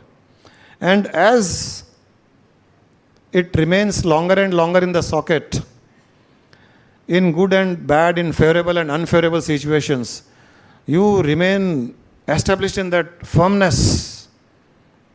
Even in an unfavorable situation, it is He who has created this. It is He who wants to make me experience this. Remain connected. However bad and worst it may be, I can assure you, very soon the scene will change. Very soon unfavorable will become favorable. Very soon your pains and sorrows will vanish. They'll get deleted. And happiness, joy, good things will start happening very soon. Online question. Visualisation technique के ऊपर कल्पना शक्ति visualisation is a medium of communication with the cosmic forces. कल्पना शक्ति communication mode है ब्रह्मांडीय शक्तियों के साथ में, उससे वार्तालाप करने का एक माध्यम है ब्रह्मांडीय शक्तियों के साथ में। जैसे हम और आप कर रहे हैं, हमारे पास एक लैंग्वेज है, हिंदी है, इंग्लिश है, तेलुगु है, हम वो समझते हैं। ब्रह्मांडीय शक्तियां कौन सी लैंग्वेज समझती है हमको नहीं पता, वो विजुअलाइजेशन लैंग्वेज समझती है, आपकी कल्पना की लैंग्वेज समझती है। आप कल्पना कीजिए, ब्रह्मांडीय शक्तियों को पता चलेगा कि आपको क्या चाहिए। और अनजाने में हम अक्सर थोड़ी अच्छी कल्पनाएं भी करती हैं और बहुत बुरी कल्पनाएं भी करते हैं अनजाने में। कहीं लॉस नहीं हो जाए, कहीं चोरी नहीं हो जाए, कहीं ये नहीं हो जाए, कहीं लड़का बाहर गया हुआ एक्सीडेंट नहीं हो जाए, कहीं लड़की किसी के चक्कर में नहीं पड़ जाए, कहीं ये नहीं हो जाए, कहीं वो नहीं हो जाए। ब्रह्मांडीय शक्तियाँ सोचती है कि इनको चाहिए, इनको लॉस चाहिए, इनको एक्सीडेंट चाहिए, इनको ये चाहिए, इनको वो चाहिए। उनके लिए ब्रह्मांडीय शक्तियों को दिमाग नहीं होता है। वो जिन के जैसे, वो अलादीन के चिराग में जिन होता है ना, वैसे होती है वो। बस उनको मैसेज मिला ये करना है, वो कर देती है। कहीं एक्सीडेंट नहीं हो जाए, कर दो। आप ध्यान दीजिए, कई लोग कहते हैं कि मुझे पहले पता चल गया था या मेरे मन में आया था कहीं एक्सीडेंट नहीं हो जाए, और हुआ। मेरे मन में आया था चोरी ना हो जाए, हुआ। मेरे मन में आया था ये नहीं हो जाए, हुआ था। ऐसा हमारा एक्सपीरियंस है। तो हमने अनजाने में गलत कम्युनिकेशन, गलत सिग्नल दिया उसको कि मुझे चाहिए। उसने बोला इसमें क्या बड़ी बात, अभी देता हूं।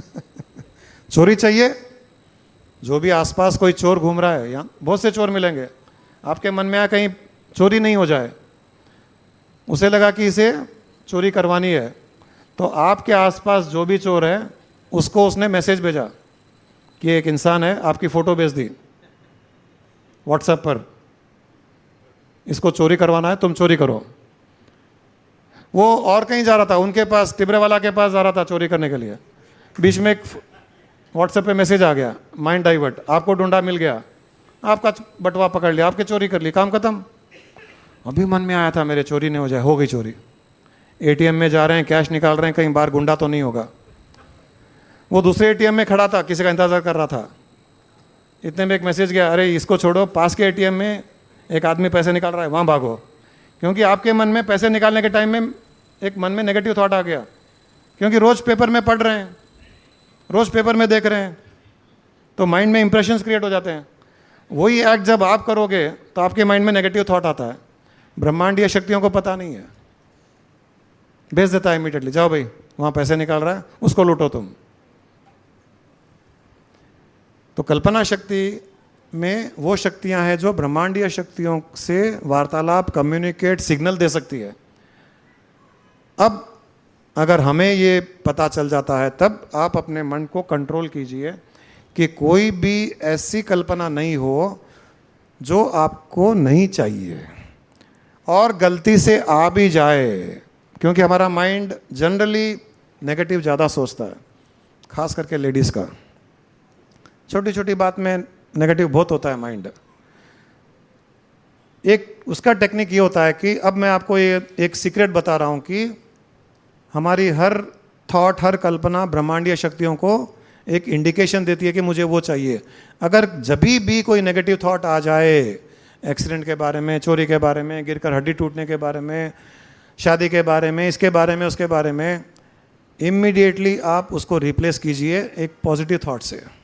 इमीडिएटली उसी समय, मतलब पेट में एसिडिटी पैदा हो गई, तो एंटासिड भी तो अवेलेबल है,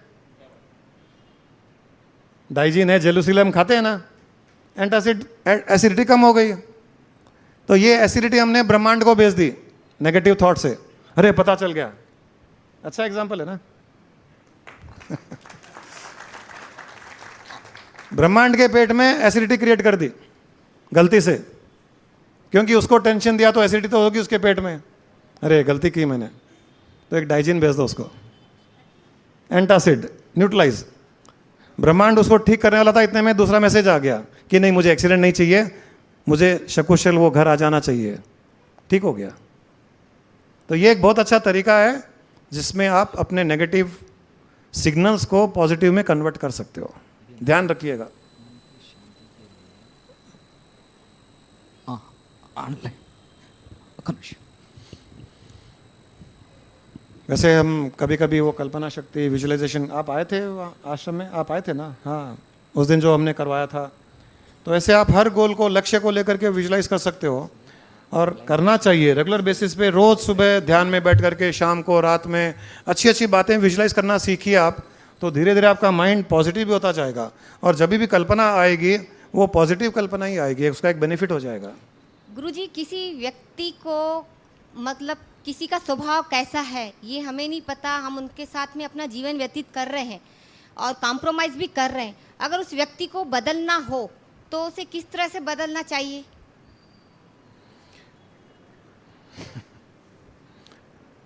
यहाँ संसार में सबसे बड़ी दुविधा यही है कि हर कोई दूसरे को ही बदलना चाहता है।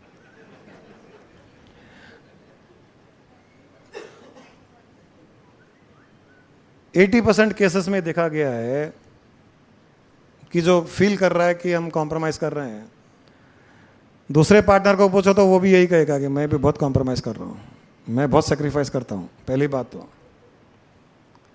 दूसरी बात, चलिए किसी में है ही बुरी क्वालिटीज़, क्योंकि 20% भी अभी है मार्जिन।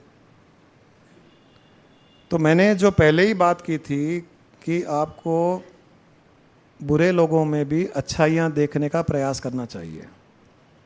मगर कई बार हम अपने आप को ही बदलते हैं कि सामने वाला जिस चीज़ को नहीं बदलना चाहता हम अपने आप को, मगर कितना हम अपने आप को, वो सामने वाला कितना बदलेगा?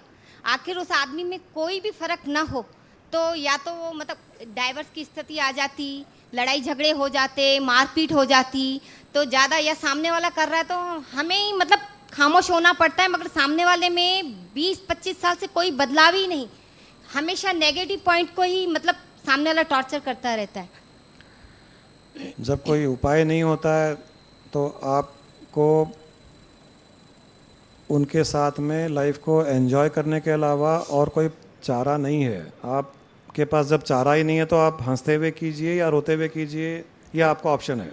पहली बात तो जब हंसते हुए करने लग जाएंगे, जब उस इंसान में कुछ अच्छाइयाँ देखने लग जाएंगे, अच्छाइयों को प्रोजेक्ट करने लग जाएंगे, उसकी अप्रिसिएशन करने लग जाएंगे, उसको प्यार देना शुरू कर देंगे, इतना प्यार देंगे कि प्यार में आपको ये लगे भी नहीं कि मैं सेक्रीफाइस कर रही हूँ। सेक्रीफाइस वहाँ होता है जहाँ पर स्ट्रगल है, इंटेलेक्चुअल कर रहे हैं, नहीं ये आदमी पसंद नहीं है मुझे लेकिन फिर भी मैं सेक्रीफाइस कर रही हूँ, ये आदमी ऐसा है फिर भी मैं झुक रही हूँ, वहाँ पर स्ट्रगल है। प्यार में स्ट्रगल नहीं होता है। और जहाँ प्यार शुरू हो जाएगा आपका जेन्युइन भावना के द्वारा, वहाँ पर गारंटीड वो इंसान बदल जाएगा, धीरे धीरे बदलने लग जाएगा।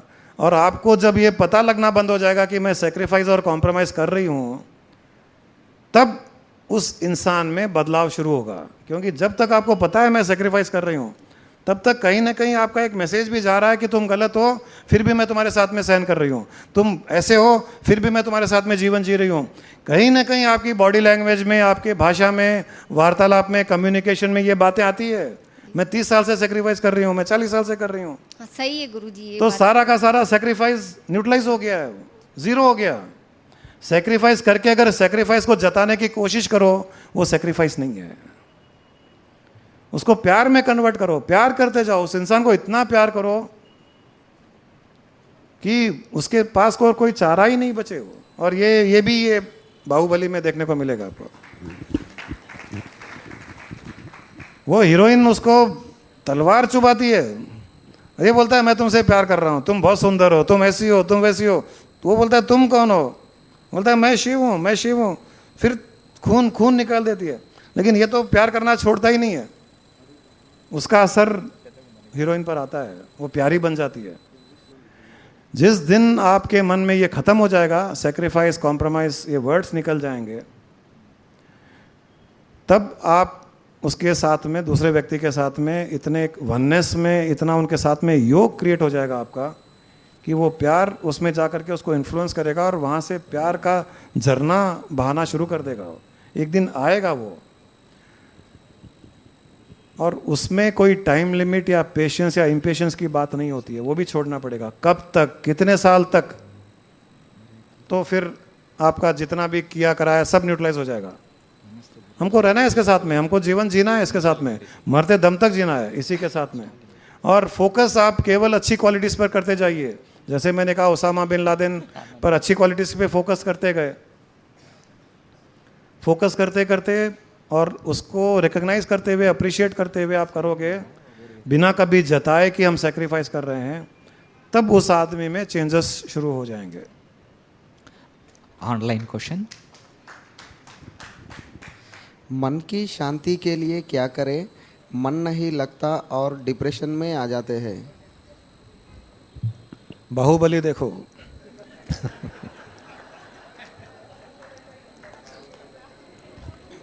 आज तो बाहुबली स्पेशल है ना, आज सब बाहुबली पर ही है। उसमें आपको बहुत सी चीज़ें मिलेगी जो मन को शांत करने वाली है। किसी गुरु के पास जाओ, समर्पित हो जाओ, प्रवचन सुनो, डेली पॉजिटिव अफर्मेशंस करो, मेडिटेशन करो, रिलैक्सेशन टेक्निक्स है, यही करता है गुरु। और करता क्या है? सबके मन को शांत करने का ही प्रयास करता है। कहीं ना कहीं जुड़ना पड़ता है। जब हम थक जाते हैं जीवन से, हम स्ट्रगल कर करके थक जाते हैं, हम अपने आप से युद्ध करके थक जाते हैं, तब किसी न किसी का सहारा लेना पड़ता है। भगवान बुद्ध भी जब थक गए थे, भगवान बुद्ध थक गए थे साधना कर करके, साधना कर करके। 6 साल में एक इंसान हट्टा कट्टा सुंदर दिखने वाला, 2 पाँव पे चलने वाला, 6 साल के अंत में पानी में उतरा, नदी में स्नान करने के लिए, वापस बाहर नहीं आ पा रहा है क्योंकि इतना कमजोर, इतना वीक हो गया था, वो साधना कर करके थक गया था। उसके मन में भी आया कि मैंने साधना इसलिए की, और भगवान बुद्ध 2 पाँव पे चलने वाले फिर 4 पाँव से चलने लग गए। वो भी जीवन से थक गए थे। तब उन्होंने पेड़ की एक डाली का सहारा लिया। डाली का सहारा लिया, वो डाली थी बौद्ध वृक्ष की डाली। उस डाली को पकड़ पकड़ के बाहर आए। उस डाली, जो पेड़ की डाली थी, उस पेड़ के नीचे बैठे और अपने आप को समर्पित किया। तब एनलाइटनमेंट मिला उसको। कहीं न कहीं जाकर के समर्पित करना पड़ता है, अपने आप को समर्पण करना पड़ता है, सरेंडर करना पड़ता है। अगर आपको सुख शांति चाहिए, समर्पण कर दीजिए। तन मन धन तीनों का समर्पण कर दीजिए, भाव से कीजिए। उसी पल आपको एक शांति का अनुभव होगा। हमने जब वहाँ आश्रम में ये तन मन धन को समर्पण करने की बात की थी, कई लोगों ने कहा था कि उसी पल उन्होंने समर्पित किया, अपने तन मन धन को मुझे समर्पित किया। और मुझे पता है किसने किसने किया, मैं उनका सबका लेने वाला हूँ।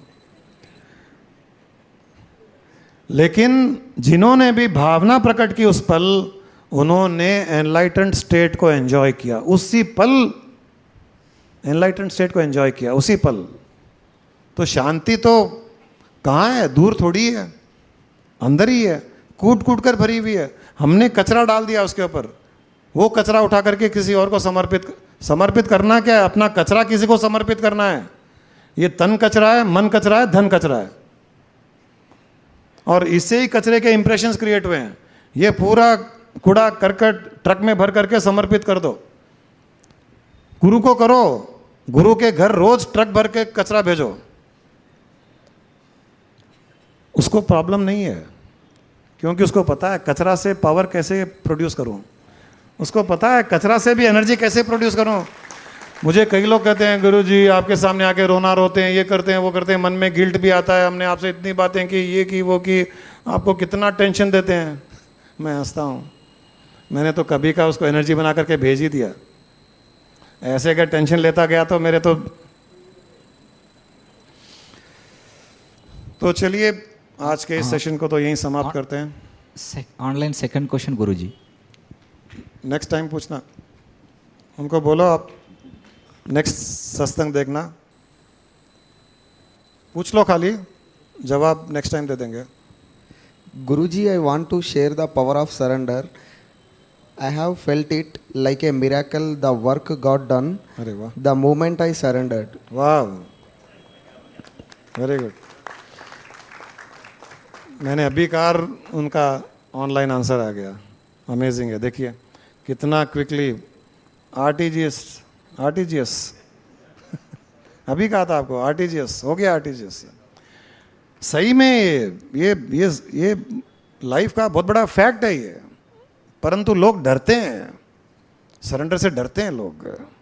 अब सबके अपने अपने फियर हैं, सबके अपने अपने भय हैं। अब जो भी है उस भय से निकलना तो आपका ही काम है, आपको ही स्ट्रगल करना पड़ेगा। परंतु किसी का सहारा लोगे तो वो अपनी शक्ति भी आपको देगा साथ में। ये शक्ति कैसे दी जाती है, शक्ति और शक्तिहीन में क्या अंतर होता है, कभी अगले सत्संग में बात करेंगे इनके बारे में। तो आज के सत्संग को यहीं हम स्टॉप करते हैं। थैंक यू गुरुजी। हम लोग आवर प्लेस में तो 8 बजे ख़त्म कर देते हैं, ये ताजमहल में 8:15 क्यों बजता है मुझे पता नहीं चला आज तक। हमारा next Thursday session hotel R place में रहेगा। इफ़ एनी चेंजेस आपको एसएमएस द्वारा अपडेट कर दिया जाएगा। आप में से जिसने अभी तक अपना फ़ोन नंबर हमारे पास रजिस्टर नहीं करवाया है वह प्लीज़ रजिस्टर करवा दें, सो दैट गुरुजी के सारे प्रोग्राम्स के अपडेट्स हम आप तक पहुंचा सकें। और स्वामी जी का, स्वामी पूर्णानंदा जी का आश्रम यहाँ जनवाड़ा में बना हुआ है। आप में से कई लोग गुरु पूर्णिमा के अवसर पर गए भी होंगे, तो आप वहाँ पर कभी भी जा सकते हैं। स्वामी जी के ध्यानशाला में ध्यान कर सकते हैं, वहाँ के वातावरण को एंजॉय कर सकते हैं, तो आप कभी भी वहाँ जा सकते हैं। और वहाँ पर आपकी फैसिलिटी के लिए कभी भी आप जाएं, टिफ़िन की फैसिलिटी भी अवेलेबल है। तो वहाँ पर जो अन्नपूर्णशाला है वहाँ पर भोजन भी ग्रहण करें। और अब हम गुरु माँ से रिक्वेस्ट करते हैं कि हमें एनलाइटन करें। एक्चुअली अभी जब गुरुजी बुद्ध भगवान के लिए बोल रहे थे कि इतने तकलीफ़ पाए, शरीर को इतना तपाया लेकिन कुछ भी प्राप्त नहीं हुआ, फिर कोई के प्रति सरेंडर हुए तब उनको एनलाइटनमेंट मिला। और गुरुजी शुरू में बोले कि आदि शंकराचार्य, वो तो उनका हर एक्ट माँ को समर्पण कर दिए, क्योंकि माँ भावना प्रधान है, वो दिमाग नहीं लगाती है। छोटा बच्चा होता है, वो सोता है तो बहुत खुश होती है, तो सो रहा है। जब वो खाना खाता है उसके हाथ से तो खुश होती है, देखो मेरा खाना खा रहा है।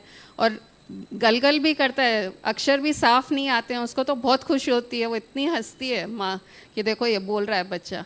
तो जो आदि शंकराचार्य करे वो बहुत सिंपल मेथड है, और उसका नाम जो बुक का दिया वो सही में आनंद लहरी है।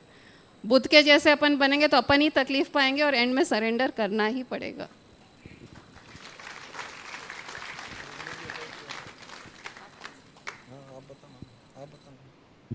गुरुजी के साथ भी ऐसा ही हुआ था। जो इनके फर्स्ट गुरु हैं मामा जी, उनके साथ हठ योग में प्रैक्टिस में लगे, 20 किलो वज़न कम किया, खाना पीना सब कंट्रोल, बिना मिर्च, बिना लहसुन प्याज, सुबह 3 बजे उठ के प्राणायाम करना। टॉवल्स भीग जाते थे, इतना पसीना आता था जब प्राणायाम करते थे। और प्राप्त कुछ नहीं, खाली इरिटेशन, फ्रस्ट्रेशन, ऐसा लगता था कि हम कुछ प्राप्त कर रहे हैं लेकिन प्राप्ति कुछ नहीं हुई थी। लेकिन जब स्वामी जी के पास गए, वो तो पूर्ण माता के रूप थे, सब चीज़ हमारा छुड़ा दिया, सब चीज़ एंजॉय करना सिखाया और हमको एनलाइटनमेंट भी दे दिया।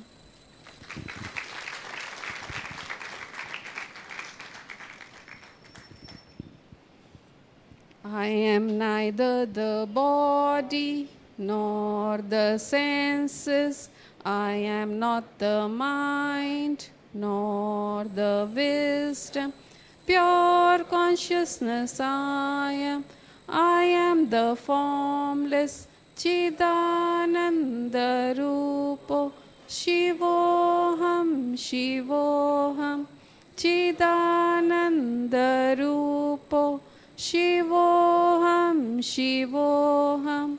I am not in bondage nor seeking liberation. I am not in tension nor in the stress. Pure consciousness I am the formless Chidananda Rupo, Shivoham, Shivoham, Chidananda Rupo, Shivoham, Shivoham. I am the creator, I am the creation, my creation is form. recreation, pure consciousness I am the formless Chidananda Rupo Shivoham Shivoham Chidananda Rupo Shivoham Shivoham Chidananda Rupo Shivoham Shivoham